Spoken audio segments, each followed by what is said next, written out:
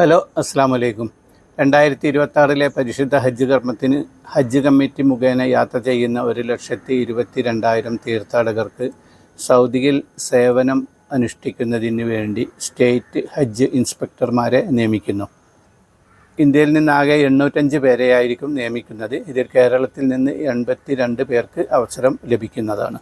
150 തീർത്ഥാടകർക്ക് ഒരു സ്റ്റേറ്റ് ഹജ്ജ് ഇൻസ്പെക്ടർ എന്ന നിലയിലായിരിക്കും പരിഗണിക്കുന്നത്. തീർത്ഥാടകരെ അനുഗമിച്ചുകൊണ്ട് മക്കയിലും മദീനയിലും അവർക്ക് ആവശ്യമായ എല്ലാ സഹായങ്ങളും ചെയ്തു കൊടുക്കുക എന്നതാണ് ഇവരുടെ ഡ്യൂട്ടി.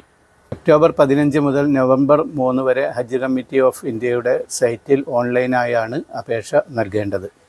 കേന്ദ്ര സംസ്ഥാന സർക്കാരിൽ സ്ഥിരം ജോലിയുള്ള ഉദ്യോഗസ്ഥന്മാർക്കാണ് അപേക്ഷിക്കാൻ സാധിക്കുന്നത്. എന്നാൽ സീനിയർ ഓഫീസർ അഥവാ ക്ലാസ് എ ഗ്രേഡിലുള്ള സർക്കാർ ജീവനക്കാർക്ക് അപേക്ഷിക്കാൻ സാധിക്കുന്നതല്ല. അപേക്ഷിക്കുന്നവർക്ക് 2026 ഡിസംബർ 31 വരെയെങ്കിലും കാലാവധിയുള്ള പാസ്പോർട്ട് ഉണ്ടായിരിക്കണം. ഇവർ ബിരുദധാരികളും 50 വയസ്സിൽ കവിയാത്തവരും ആയിരിക്കണം.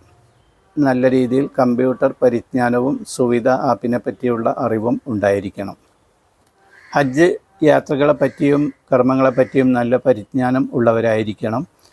ഇംഗ്ലീഷ്, ഹിന്ദി, ഉറുദു അതുപോലെ ഏതെങ്കിലും പ്രാദേശിക ഭാഷ എന്നിവയിൽ അറിവുള്ളവരായിരിക്കണം. അറബി ഭാഷ അറിയുന്നവർക്ക് മുൻഗണന ലഭിക്കുന്നതാണ്. ഇതിനു മുമ്പേ 3 വർഷത്തിലധികം ഖാദിമുൽ ഉജ്ജാജായി പ്രവർത്തിച്ചവർക്ക് അപേക്ഷിക്കാൻ സാധിക്കുന്നതല്ല. യോഗ്യതയുള്ള അപേക്ഷകരെ ഹജ്ജ് കമ്മിറ്റി പരീക്ഷയ്ക്കും അഭിമുഖത്തിനും ക്ഷണിക്കുന്നതാണ്. കൂടുതൽ വിശദ വിവരങ്ങൾ കേന്ദ്ര ഹജ്ജ് കമ്മിറ്റി സർക്കുലർ നമ്പർ 13 ലഭിക്കുന്നതാണ്.